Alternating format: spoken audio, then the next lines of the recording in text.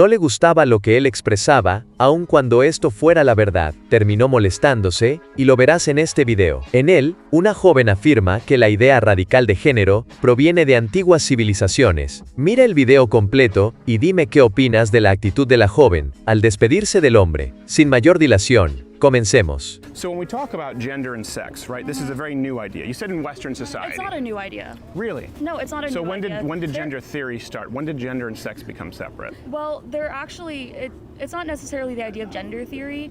It's the idea that there have been different genders outside of man-woman for centuries. Okay, how so? Yeah. India. India. In Sure. India, you know, they have third gender. Native American cultures, they have third genders. Sure. In ancient Egypt, they had third genders. Okay. You know, so it's a very Western idea to say that there are only two genders and that this whole thing is a new idea changing our Well, culture, you know what else is changing a very our Western society. idea? So it seems to me your presupposition there, correct me if I'm wrong, is that because other cultures have done this, there's a precedent. Yeah, Okay. I don't think that Well, we're you do- hermetically sealed in any way. So you do realize, and you talked about how very different it was from Western culture. So antithetical to Western culture, you named India, ancient Egypt. You know what else we also believe in that's antithetical to those cultures? We're against slavery. Why? So just- I'm sorry. I'm really confused as to why you brought slavery Let me- to let the me- discussion let- about gender. I would love to bring it up. Yeah, that's kind of a My red point herring is, on your because part. your premise is because it's found in other societies, therefore it's okay, or it is to be good. My point I is don't there are see how plenty it's of other harmful. practices. Well, I'm trying to get to why I believe it's Yeah. harmful, and you're explaining why you don't. But the point is, if something was practiced in another society, and it was harmful in another society, and we agree that it's harmful, for example, we both agree that slavery was harmful, we both agree that maybe cannibalism is harmful. You can find these practices in societies. My point is, it's not a valid argument to simply say it's been found in other societies if that practice is harmful. So it comes down to the idea of, is it productive or harmful for us to separate the idea of sex and gender? I don't think respecting someone's identity makes that harmful. I don't understand. I don't agree with you comparing gender identity to cannibalism or slavery. That seems pretty offensive. I know, it seems you Yeah, think a lot it's of what I've said pretty is offensive. offensive, yeah. You've been set up here from the get-go for it to be offensive, and I'm not trying to offend. Let me re-explain what it is. Take any practice, okay? Take the practice of neck stretching, for example, which is not harmful, okay? It is harmful, actually. Okay, well, some people don't think it's harmful. They don't think it's harmful in these societies. Take any practice that's relatively benign that we believe to be harmful that they don't believe to be harmful. The point is, just because another society at one point has practiced it doesn't make it correct. Can we agree on that?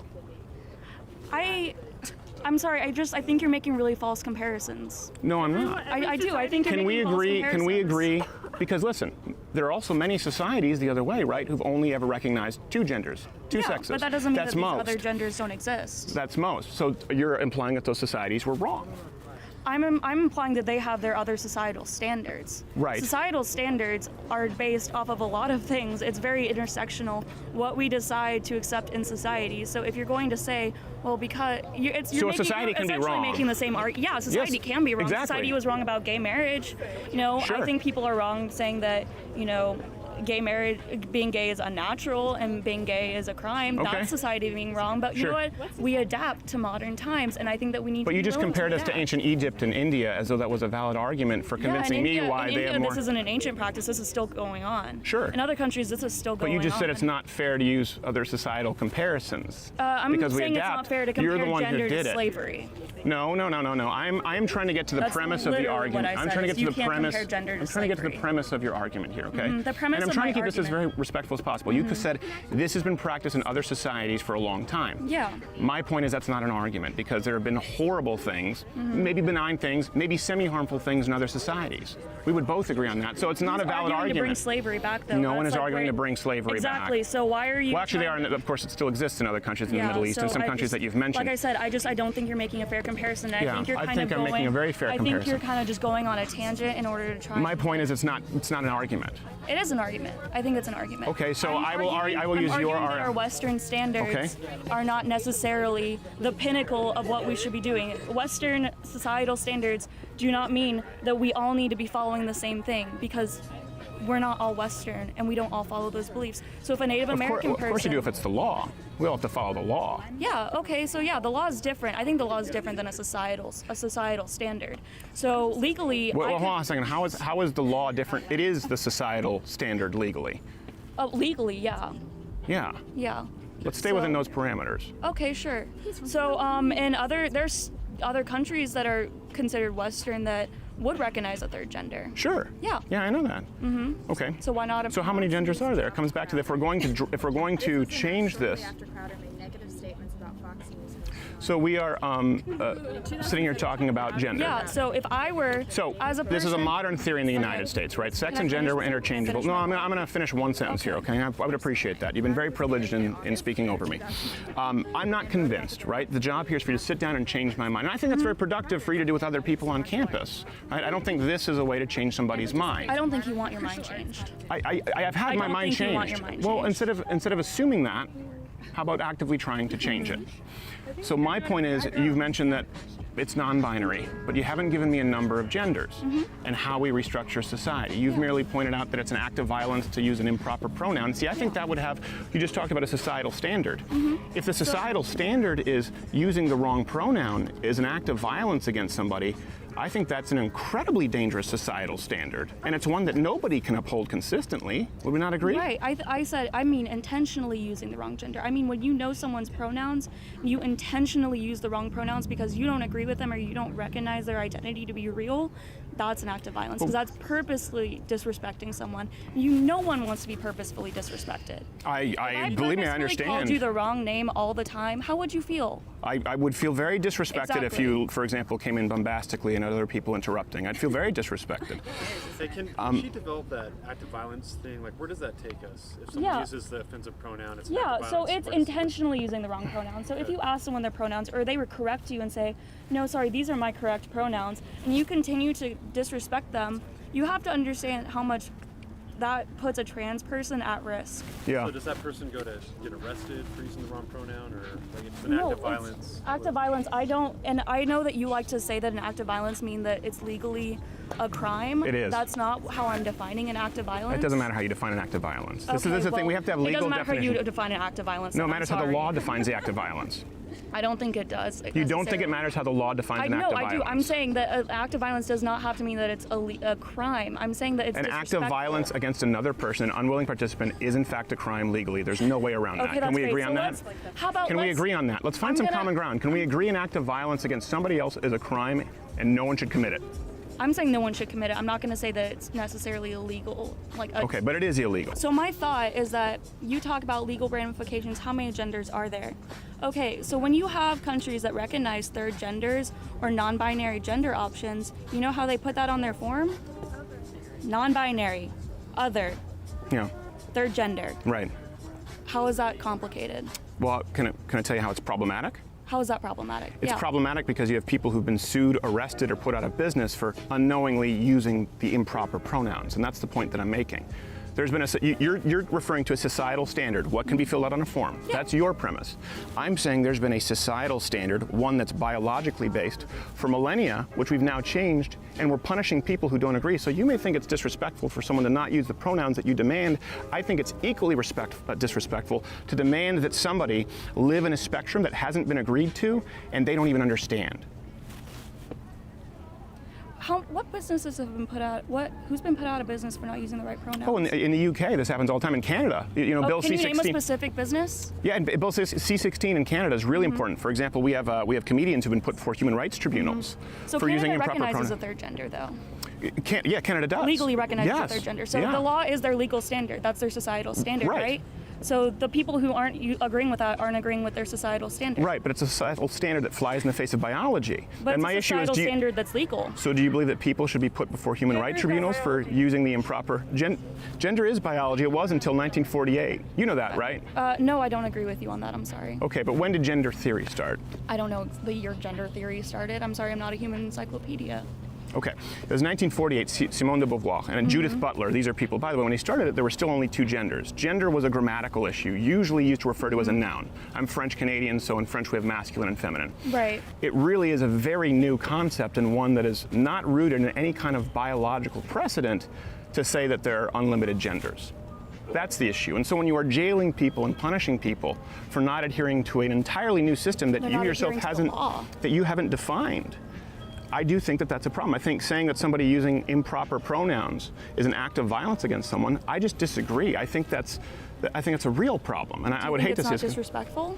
I think it's disrespectful to force somebody to use pronouns I think that are it's being invented by the day. If I told, they're not being invented by the day. I don't know where you're getting that information. How many genders are there? How many I didn't pronouns say are that. there? I can't define the number of genders or the number of pronouns. Exactly, I'm sorry. because I don't know anyone how can everyone- determine them. They are being invented by the day. Yeah. New genders each day. So if I told you that I identified as, you know, if I said, hey, I want you to use just my name, not my pronouns, Sure. does that make you uncomfortable?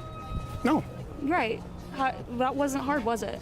No, it wasn't hard. Yeah, exactly. That's what people are asking you to do. No. Yeah. You know, as a matter of Stuff fact, you have, like people, you have a TA, we just had her on the program yesterday, who, on Monday, who got in trouble for using the student's name because a student demanded that he use masculine pronouns even though she was a girl. And he said, listen, I'm not comfortable with that, I will use her If it's name. masculine pronouns, I believe that person would be using masculine pronouns and you just misgendered them. Yeah, you use the name. You said he her. used the You name. just said her. Yes, yeah, I did, because she's a female. That's not how that works. I think That is how that works. So we established. That is how that works. You agreed with me previously that we established previously gender and sex are totally different. No, I don't agree. How do you know that person's a female? I know that because of biology, and here's the thing, gender theory. Did you look at them? Did you like happen to just like examine them and decide that person's a female because of what you saw? Is there external genitalia? Can I ask you a question? Yeah. Do you genuinely feel that I've been interrupting you more than me? You keep saying you're not able to finish a thought. I haven't finished a phrase. I think you just finished a phrase.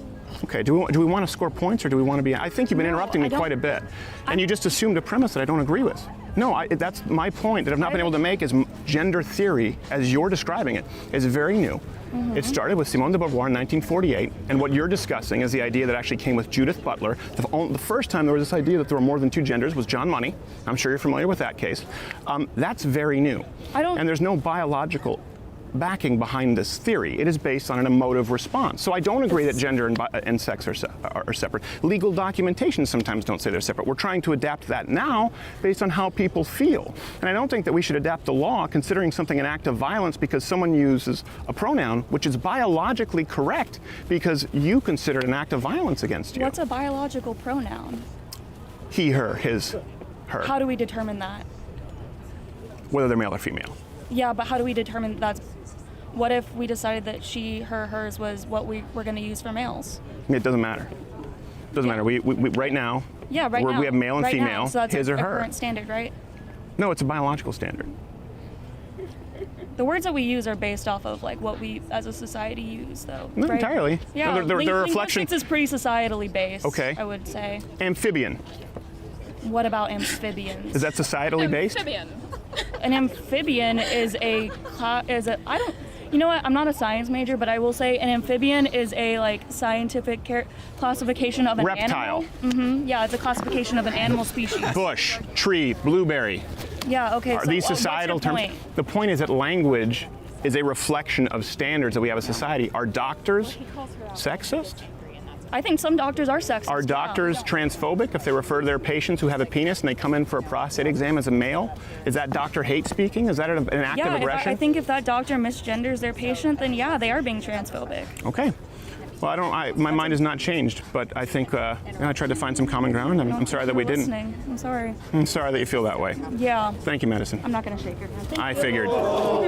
El argumento de que la multiplicidad de géneros es válida porque existía en antiguas civilizaciones es históricamente débil. Muchas sociedades antiguas tenían prácticas culturales que hoy consideraríamos inaceptables, como sacrificios humanos, esclavitud y violencia sistemática. El hecho de que algo existiera en el pasado no lo convierte automáticamente en un modelo a seguir. Además, la idea de roles o conceptos relacionados con el género en civilizaciones antiguas, como los dos espíritus, en culturas indígenas, no se equipara con la teoría moderna que propone una infinidad de géneros subjetivos. Aquellas interpretaciones culturales solían estar profundamente conectadas con creencias espirituales o religiosas específicas, no con una noción individualista de identidad basada en percepciones personales. Usar fragmentos históricos fuera de contexto para justificar narrativas actuales es intelectualmente deshonesto y desvía el debate de los problemas reales, como el impacto de estas teorías en la educación, la familia y la cohesión social. Otro punto relevante es que las referencias a la multiplicidad de géneros en civilizaciones antiguas suelen ser interpretadas de manera anacrónica, proyectando conceptos contemporáneos sobre sociedades que operaban bajo sistemas de pensamiento completamente diferentes. Por ejemplo, las culturas que reconocían roles alternativos al masculino y femenino no lo hacían desde una perspectiva de identidad individual o libre elección, sino dentro de estructuras sociales, religiosas y económicas estrictamente definidas. En muchos casos, estos roles cumplían funciones específicas en rituales, trabajo o espiritualidad,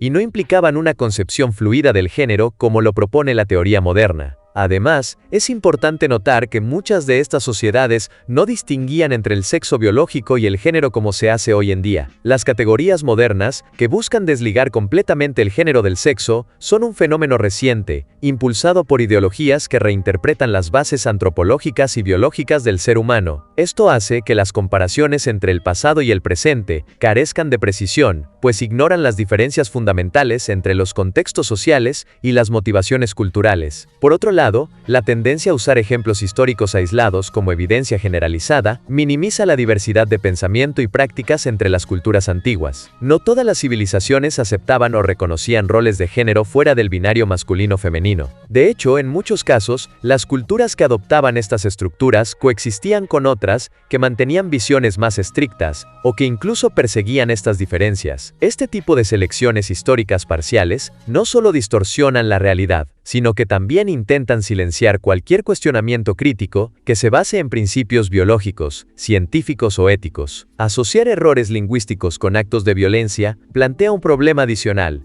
la redefinición de términos fundamentales. Si el concepto de violencia se expande hasta incluir acciones que carecen de intención de daño, como equivocarse de pronombres, se corre el riesgo de desvirtuar su significado real. Esto no solo confunde el debate público, sino que también banaliza las experiencias de quienes han sido víctimas de violencia verdadera, dificultando la identificación y resolución de problemas que sí requieren atención urgente. Además, este tipo de exigencia introduce un desequilibrio en las dinámicas sociales al priorizar las emociones subjetivas de unos individuos sobre los derechos básicos de otros, como la libertad de expresión o el derecho a disentir. En lugar de fomentar un entorno donde el diálogo y el entendimiento mutuo sean posibles, se genera una atmósfera de miedo a equivocarse, lo que inhibe la comunicación abierta y genuina. Esto es particularmente problemático en espacios educativos y laborales, donde la imposición de estas normas puede limitar el pensamiento crítico y coaccionar a las personas a aceptar perspectivas con las que no están de acuerdo, bajo amenaza de ser etiquetados como agresores. Otro aspecto preocupante es el impacto que este enfoque tiene en las relaciones interpersonales. Convertir un error o desacuerdo en un acto de violencia introduce una carga emocional innecesaria en las interacciones humanas. Las relaciones se construyen sobre la base del respeto y la comprensión mutuos, no sobre la imposición de terminologías específicas que pueden ser cambiantes y ambiguas. Insistir en una conformidad absoluta no solo erosiona la autenticidad en las conexiones personales, sino que también perpetúa un clima de constante vigilancia y tensión. ¿Y tú, qué opinas? Déjamelo saber en los comentarios. Aquí termina este video. Si te gustó, dale like, comenta y compártelo. Además, si disfrutas este tipo de contenido, suscríbete a mi canal. Tengo más videos similares que podrían encantarte. Muchas gracias. ¡Hasta luego!